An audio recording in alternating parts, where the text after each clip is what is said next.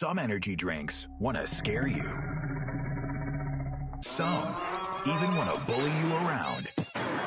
And the others, they're just blowing smoke. Packed with vitamins B3, B5, B6, and B12, the new HiQ energy drink comes available in 4 exciting flavors. Skyberry Fusion, Apple,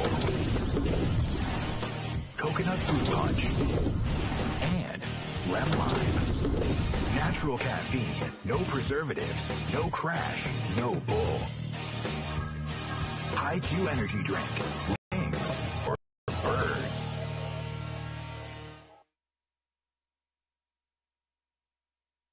This is Snowman in the Morning, where true sports talk lives. Excellent. Oh, you can. 25 after the hour. Robert Cobb coming in approximately 5 minutes. Matter of fact, I think I'm going to shorten it to 2 minutes before he comes on. You can tweet your thoughts at any time at SIT Morning. That's the ID you need on Twitter, Twitch, and Facebook. As a matter of fact, I'm going to get Robert Cobb on right now to talk the dark side of college football. We had this conversation before, and he wanted me to do a piece on it, and I never got the chance to yesterday. And we're going to have this conversation, and this is a conversation you will also hear on Snowman Unfiltered this Wednesday. So I didn't get a chance to do a Snowman Unfiltered last week. I'm going to do one this week, and this is the conversation that you will hear. Ladies and gentlemen, I want you to help me welcome a very dear friend of mine. He was one of the people that were there for me when I was going through my personal hell. He was doing the same. I'm there for him. This is my road dog, the DawgFather, Robert Cobb, the man in charge of the Inscriber Magazine, and he joins me right now. Good morning, sir. Hey, good morning, Snowman. Greetings from here in cold Cleveland, where hopefully we're expecting to have some breaking news about Freddie getting fingered and fired by the Browns. Because honestly, I caught so much flack from my recent column I wrote about why the Freddie Kitchens experiment needs to end by so-called Browns fans who were calling me fake news or being a amateur journalist or a media hack or this and that. Now I've noticed they're nowhere to be found. There needs to be an APB put out on those morons, for calling me out and trying to drag me and question my credibility because the proof is in the pudding. Okay, so let me get this straight. I could tell you the point where he fired himself is when he had Baker run that QB sneak on a 4th and 1 from the 4-yard line without Nick Chubb. Mm-hmm. I mean, Baker, he's got some ability. He's not Nick fucking Chubb. So. No, he's not.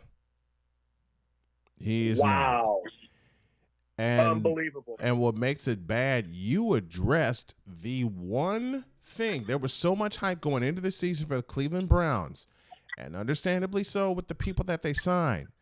But as a contributor to your great magazine, the Inscriber Magazine, I'm encouraging y'all to pick it up. There was one point that you addressed that the Browns haven't, and you addressed it during the preseason, and that was their offensive line. It's horrible. Dude, that offensive line, I said it once, I said it again. I saw it down in Tampa during the preseason game, their third one. I got called out for being a negative Nancy, overreacting because it's a freaking preseason game. And I said there's a lack of chemistry, lack of continuity. No, there was horrible chemistry, lack of chemistry between Baker and OBJ, Baker and Wentz.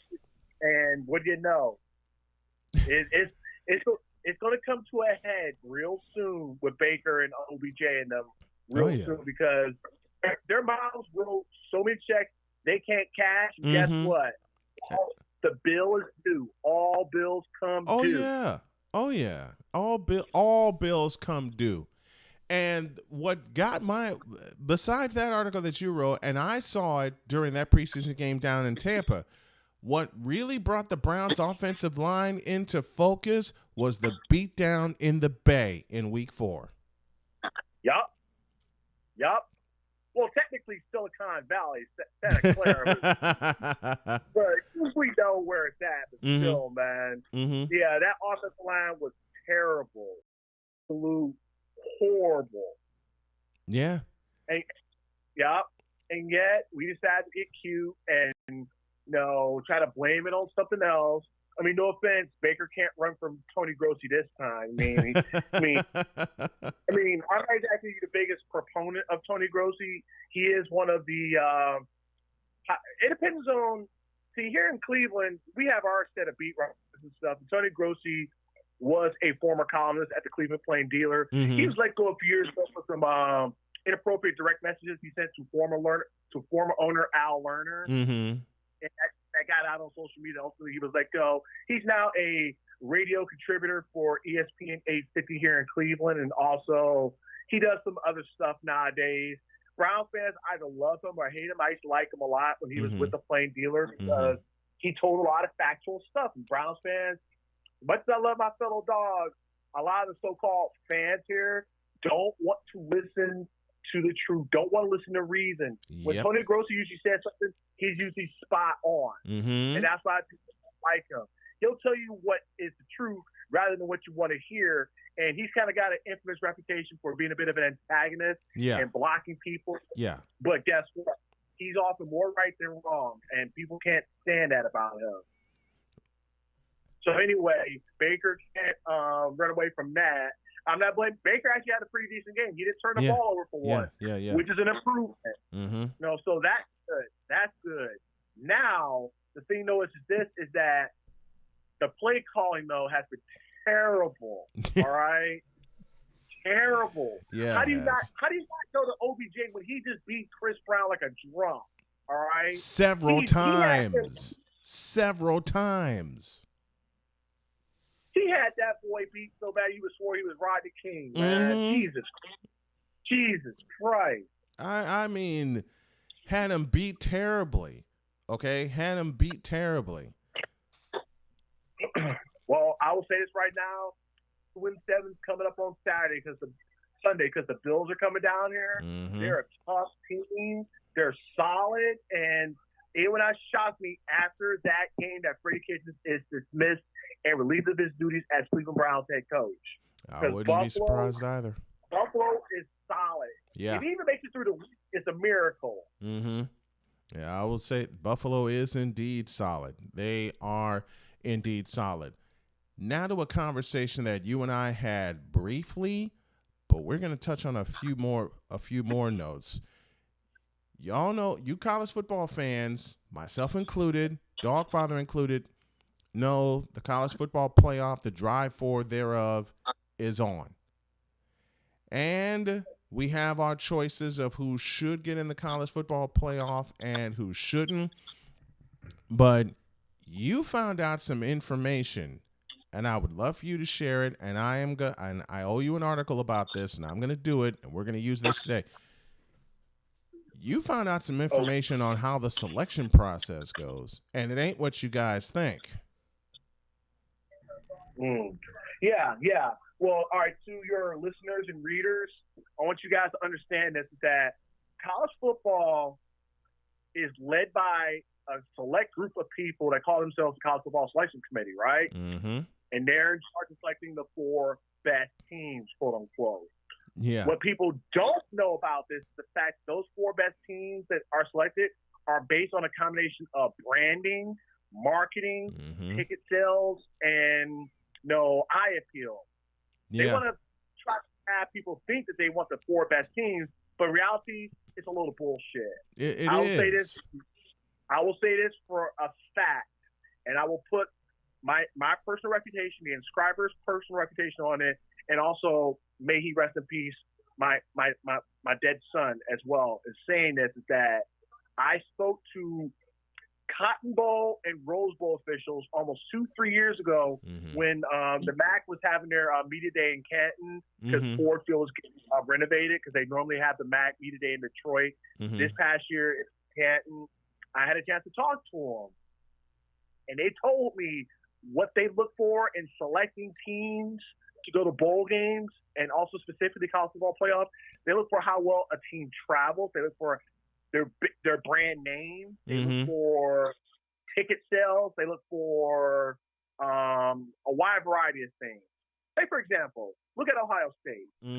As many know, I am an Ohio State fan, first and foremost. Yes, I like UCF, but I am Ohio State till the day I die. Have you ever wondered why whenever Ohio State does not make it to the college football playoffs, they're always playing in the Fiesta Bowl in Glendale, Arizona? I think I mentioned this before. I'm going to say it again. The reason why is that Ohio State has one of the largest college fan bases in the country. A lot of former Ohioans, a lot of former Snowbirds live in the greater Phoenix, Glendale area. Thus, they have one of the largest non-Pac-12 alumni fan bases in the Southwest. And whenever Ohio State plays in Glendale, it's always an extra home game for Ohio State. Look back to when they smacked Notre Dame around. Look to when they played. I can't remember a few years ago. We'll just go with Notre Dame, as I call them, because we all know. And there was more Ohio State fans there than Notre Dame fans. Notre Dame also has a history of traveling, but it was an Ohio State home game. Let's call it what it is. It was. So, but basically, the bottom line is this: is that all these teams, they do have secret tie-ins with various companies, and they generally select teams that always draw well, that have a large fan base, and they get preferential treatment in terms of ticket allotment and sort of. So look at this. When UCF played against LSU out in Glendale last year, you'll notice that there's a lot more LSU fans than UCF fans. Yes, I did. Reason being because that certain conference they play in that Alabama owns until anyone takes away from them, they gave almost 2/3 ticket allotment to Tiger fans and gave, I wouldn't say a fair amount to UCF fans, but they felt that UCF's brand wasn't big enough that wouldn't travel. That's why they gave a majority of their tickets to LSU fans. They did. And I noticed that. So the dark side of college football is this: is that it's all about your name and your brand. That's all it is. It's not about whether the team is the best or they feel they can be competitive. They want that brand right there. They want your brand there. They know your brand will sell shirts, move merchandise. They'll do whatever it takes as long as it's about bringing in more money and revenue. Look at and you mentioned the school that has automatic branding no matter what bowl they play in. That's Notre Dame. Yep, that's correct. That's Notre Dame. That's Ohio State. There's another school that I will not say because you are a Buckeye fan, and I am part Buckeye. I used to live in Ohio. Used to live in Columbus. But that's the idea. It's about the branding. It's not about the play on the field. And it's a great point that you made of why Ohio State, when they're shut out of the CFP, always winds up in Tempe, Arizona, because of that alumni base that's in Phoenix. I want to bring this up. While we're talking about the dark side of college football and how the selection process is done for the playoff, remember the second year, I want to say the second year of the playoff, you had done a Facebook Live video when they were selecting the 4 teams. And I think you and I were the only ones in that conversation that mentioned Ohio State would get in as the number 4 team. I believe they played Washington that year. What happened? Who was the 4th team that got in?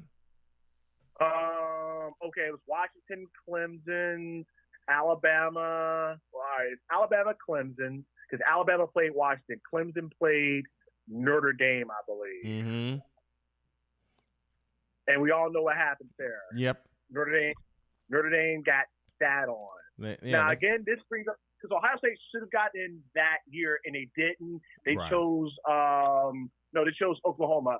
No, I take that back. Ohio State got in one year, and they got shut out by Clemson. They got shut out by Clemson. And that yes, was the but first. there was one. And that was the first time you had done a Facebook Live when they did their selection. Yes, I do believe so. Yes. Mm-hmm. And here's my thing though. Last year, Notre Dame got in over Ohio State and some other teams, mm-hmm. and they got destroyed by Clemson. Yeah, they had no business being on the same fucking field as them. None whatsoever. None whatsoever. Which again brings me back to my point about branding mm-hmm. and marketing. Notre Dame, as long as they're undefeated or they have one loss, they have a very cute-looking, attractive, handsome quarterback, Ian Book, who looks like Brady Quinn's little brother. Mm-hmm. I swear to God, that's another story for another day. As long as they have that going for them, they have that national appeal. They can draw anybody. And bowls, they would bend over backwards to get Notre Dame in their bowl game. Mm-hmm. Yep, they do. While we're on the subject of college football, you brought this to me, and I'm glad you did, and we're going to just throw it out there. Isn't it about time the American Athletic Conference finally got some love in terms of their college football teams? Absolutely. I mean, isn't it funny that there's 3 teams from the AAC that's ranked in the top 25? Mm-hmm. And if anybody with a pulse watched college football this weekend, you had maybe the most exciting college football game maybe of the year between SMU and Memphis. In Memphis. They got down on Beale Street, man. That is maybe one of the most exciting college football games I've watched maybe the last 25 years. Yeah. And I'm being dead honest. It was exciting. It had the wide openness of the Big 12 with great quarterback play that was reminiscent of the Pac-12. And you had some good old-fashioned high scoring that was just mm-hmm. beautiful to watch. It was. And yet the AAC gets looked down upon for being a glorified Mid-American Conference wannabe or being a glorified mid-major. People ask, what teams are in the American Athletic Conference? Oh, there's UCF, there's USF, there's whomever. But look at some of the players that they put in the NFL the last few years. Mm-hmm. You will be shocked. Let's just start Derek Wolfe, defensive tackle for the Denver Broncos, mm-hmm. Super Bowl champion. Yep. The Kelsey boys, Jason and Travis, mm-hmm. who by the way, went to my high school here in Cleveland Heights, shameless plug. They both went to Cincinnati. We all know about UCF. Let's not even go there. I mean, Asante Samuel, the Griffin twins, Portals, Latavius Murray. I mean, I can go on and on and on. I don't want to. USF, Jason Pierre-Paul, mm-hmm. Marlon Mack. Daryl Henderson from Memphis. I mean, again, I can go on and on and on. I'll just go with those current players because people probably know them better. The American Athletic Conference, like the MAC, they ball down they do. there. I've had the chance to watch 3 American games now, thanks to UCF and our wonderful relationship with them. And people need to stop sleeping on this conference. People need to stop looking at conferences and who they play and start respecting them on the field. And you know what? People will still try to talk shit or still try to say, the Big Ten SEC is better, blah, blah, blah, blah. If they're so much better, then why are certain teams from certain conferences scared to play UCF or play I mean, like I said, don't get me started on Florida and their spineless athletic director trying to have some sort of BS 1-and-1 agreement with them. No. My boy Danny White put them in their place and said, kick rocks. I'm so glad you mentioned that. Because we had talked about this before, and to the readers of the Inscriber, I'm definitely going to hit this in an article. Oh yeah, definitely. You put By the way, best. Go ahead. Oh, you go ahead. You go ahead. Why are so many teams that think they are so big and bad, and I'm calling out the Alabama Crimson Tide, among others, why are y'all so afraid to travel to a stadium that houses 45,000 people in Spectrum Stadium down in Orlando and play them on their home turf? Isn't that what college football is all about? One tiny little caveat. They did schedule USF UCF's rival, and they will play them in Tampa at RJ Stadium. They will play USF, but they will not play UCF. They're scared. They're scared. They're absolutely scared to play them. I will say this right now. I will call it right now. Look for UCF fans to troll the fuck out of Alabama down in Tampa. Because Orlando and Tampa are literally 90 minutes apart from each other, okay? Right down the I-4. Trust me. Well, UCF trolled them already when they put, and you've seen it at Spectrum Stadium, when they put up a banner that says 2017 National Champions. They trolled them already. Oh, yeah. I tell you this, though. I had the pleasure of meeting and talking to Danny White on the sideline at the UCF State game. He's a wonderful dude, very intense. That boy lives in the gym. I swear to God, that man is yoked. All right? Seriously. He's yoked, man. I'm 43. I think I'm in fairly decent shape. Yeah. This guy has feet, man. Like, he's ripped. All right? But seriously, though, he's doing a wonderful job at UCF. He's doing a fabulous job of building that name, that brand up. Like I said, teams are scared to play UCF because they know they will get blown the fuck out. Stanford. There's your. I think you were at that game, the Stanford UCF game. I was at that game, yeah. Tiger Woods first. Yep. And you had a chance to see Stanford, UCF travel when they went to Pittsburgh, and Pittsburgh played a hell of a game against them. Why won't Alabama do it? Pittsburgh played a great game, and by the way, I just finally found the photos of the Pitt special that I will be posting on my Instagram probably the next few days. All right. Wonderful photography, I gotta say. Not to brag, but it's a fact. But it's you, and you found your calling, man. You found your calling.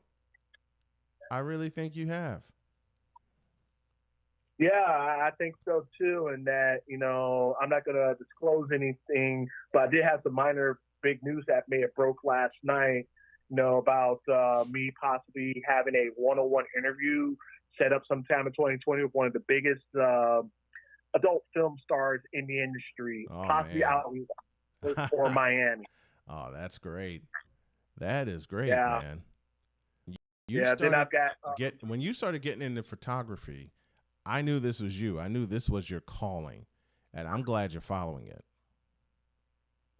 Yeah, I am too. I mean, what's funny is that I failed photography 5 times when I was in art school. I went to school for animation, but photography was an elective class. I failed it 5 times before finally passing. But a lot of stuff from photography translated to animation, and like obviously learning how to frame, shot composition, angles, lighting. I was an natural at that. Then when I was out in the field for the UCF Cincy last year, the photos I took with my iPhone, it came out great. And I was like, I think it's time to maybe expand into this. Like, I've got a natural talent for it. And, ever since then, I've been flying around the country, shooting and interviewing Playboy Maxim models. And now next year, I'm going to formally announce that the Inscribers will be going global with some upcoming photo shoots, as well as interviews with some lovely ladies that I've already confirmed dates with in Paris, Dublin. Got some other stuff in the works. I'll be obviously posting that on Instagram and stuff. Those 2 are already set and confirmed. Very excited. The Inscribers just gotten so amazing. Oh, yeah, also shoots in Miami, LA again, Toronto, London, Prague, Riga, Latvia, possibly going to Stockholm, Sweden now too. Wow. So yeah, I mean, there's some really big stuff in the works, for 2020. And by then, obviously, the Inscriber will be 8 years old and continuing to roll along. So really happy about that. Well, I am happy to be a part of that team, my man. I am happy to be a part of it. Yes. And per our little discussion we talked about, trust me, your faith is going to be rewarded real soon. I mean, like, everybody that's contributed to the Inscriber, its growth and success, trust me, I know who you are.